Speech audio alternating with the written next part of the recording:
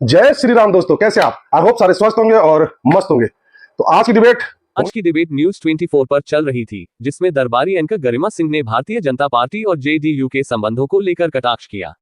उन्होंने भारतीय जनता पार्टी के प्रवक्ता अजय आलोक को घेरते हुए पूछा कि अगर एनडीए की सरकार बिहार में बनती है तो क्या नीतीश कुमार को मुख्यमंत्री बनाएगी बीजेपी या फिर महाराष्ट्र का फॉर्मूला चलेगा। अजय आलोक ने दरबारी एंकर को अच्छी तरह से बीजेपी और जेडीयू के संबंधों के बारे में बताया और यह भी कहा कि आप चाहे जितना मर्जी जोर लगा लो, लेकिन आप जेडीयू और बीजेपी को अलग नहीं कर पाओगे।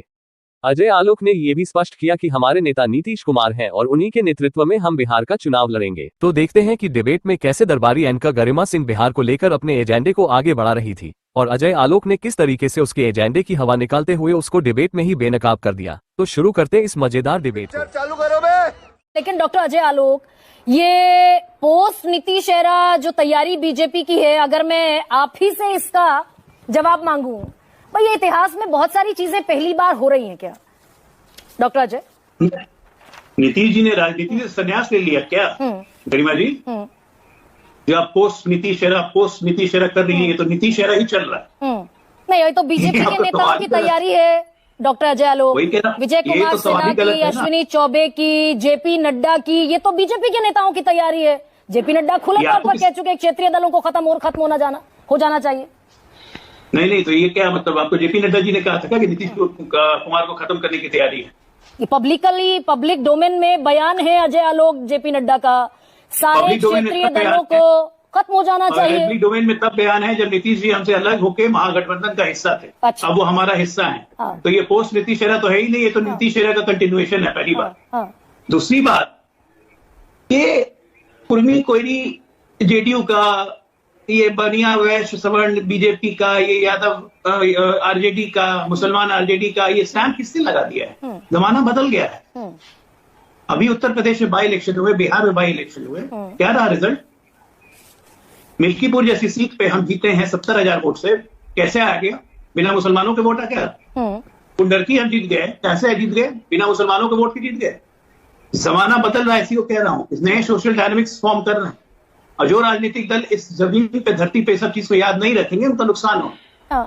ये कोई नहीं है कि कुर्मी कोयरी नीतीश कुमार या जेडीयू के पेटेंट है, उन्होंने उसको मंत्री बना दिया। तो फिर टिकट देने में अगर पेटेंट नहीं है, केशव मौर्य कौन है? केशव मौर्य कुशवाहा है कि नहीं? मान ली नहीं, यूपी पर जाएंगे डॉक्टर अजय। सुनिए ना, बिहार यूपी देखिए, बिहार यूपी आप ये कह रहे हैं कुर्मी कोयरी पर पेटेंट नहीं है किसी का पेटेंट नहीं है। नीतीश कुमार का भी पेटेंट नहीं है। बिल्कुल पेटेंट नहीं है। नीतीश कुमार सिर्फ कुर्मी कोयरी की बदौलत नहीं बनते मुख्यमंत्री। नीतीश कुमार मुख्यमंत्री बनते हैं बिहार की अति पिछड़ा सवर्ण सबके वोट से बनते हैं। एक पॉपुलर लीडर है, उनको एक जाति के दायरे में बांध के मत रखिए। इससे पहले वाली लाइन थोड़ी सी ज्यादा दिलचस्प थी डॉक्टर अजय आलोक की, भाई पेटेंट नहीं है और कुर्मी कोयरी पर भी नीतीश कुमार का पेटेंट नहीं है। तो अगर पेटेंट नहीं है तो ये कुशवाहा को टिकट देने में परहेज क्यों करती है भारतीय जनता पार्टी? 2024 के चुनाव में एक भी कुशवाहा को टिकट दिया नहीं और मंत्री बना दिए कुशवाहा के, क्योंकि चुनाव सामने दिख रहा है। देखिए, 2024 में हम 17 सीटों पर लड़ रहे थे। 17 सीटों में अधिकांश सीटों पे हमारे सिटिंग एमपी लड़े। अधिकांश सीटों, 1-2 सीट अपवाद छोड़ दीजिए, तो अधिकांश सीटों पे हमारे सिटिंग एमपी लड़े। और हमारे यहाँ कोई जाति देख के नहीं, हमारे भारतीय जनता पार्टी का किसी भी जाति का, किसी भी बिरादरी का वो कार्यकर्ता होता है, उसको टिकट नहीं मिलने से भी निराशा नहीं होती है, ना ही वो विरोध में जाता है। बहुत फर्क है वर्किंग कल्चर और भारतीय जनता पार्टी के अन्य पार्टियों। और इसीलिए आप जो कह रही हैं, जो एक्सपेरिमेंट हुआ, लालू जी ने कुशवाहा को टिकट दिया, तो भाई कुशवाहा कहाँ जीता? लालू जी एक अभय कुशवाहा जीते, लेकिन नवादा में तो वही कुशवाहा हार गए। उजियारपुर में आलोक मेहता जैसे कद्दावर नेता है कुशवाहा के, वो हार गए।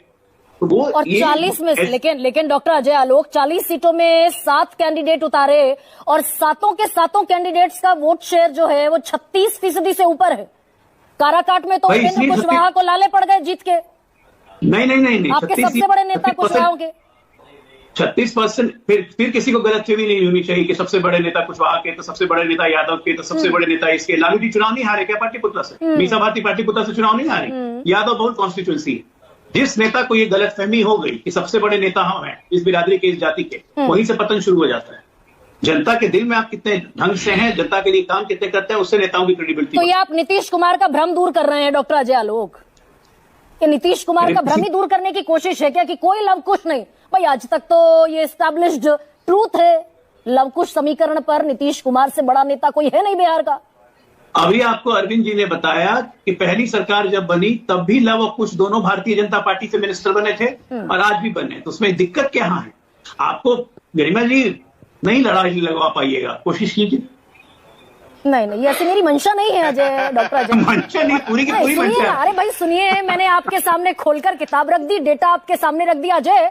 और ये अजय कुमार से मेरा सवाल है, अजय कुमार, ये मैं गलत कह रही हूं क्या? ये जो कुरमीन मंत्री, कुशवाहा मंत्री, और बैकग्राउंड बड़ा दिलचस्प है। मंटू पटेल भी जेडीयू से आए हैं, दो और चेहरे, सुनील कुमार भी जेडीयू से आए हैं, राजू वो भी जेडीयू से आए हैं। ये कुर्मी, कोयरी, और जो मैं शब्द इस्तेमाल दोबारा कर रही हूँ उसको करेक्ट कीजिए अगर गलत कह रही हूँ। और राजपूत, हाँ ठीक है, वो तो सर आप ही के खेमे में है। अरे वो भी जेडीयू से ही आए थे। अच्छा हाँ ठीक है। आई होप कि आपको डिबेट पसंद आएगी। डिबेट पसंद आए तो लाइक कीजिए, शेयर कीजिए और चैनल पर नहीं तो सब्सक्राइब कीजिए। मिलता हूं फिर किसी नई डिबेट के साथ, तब तक जय श्री राम।